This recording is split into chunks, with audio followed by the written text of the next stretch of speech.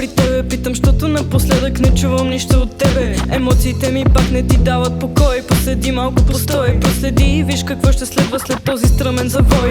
Кой какво е казал и какво не е показал. След същата история след време се отказал. Не работеща машина, не на време я е смазал. Стрите джита и с бира на народен пак намазал. Със собствения си морал той себе си нарязал. За да махне той от розите, бодлите ги отрязал. Не принадлежа на тебе, вече не принадлежиш на мен. Привързването винаги е водило до някой наранен. Моето сърце ти давах дълго време и ти бях в плен на тялото. Езика прочети, достъпът ограничен.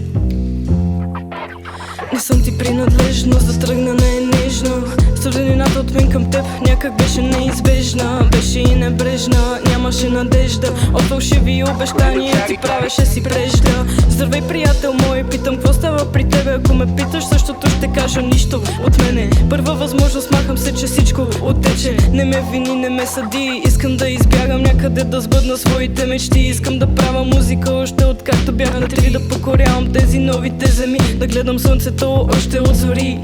Принадлежа единствено на музиката. Моята музика принадлежи на мен. В тъмното единствено тя е мой фенер. Без душата ми да слуша не минава нито ден. От изкуствената музика светът е уморен. От смисъл и послание артиста е лишен.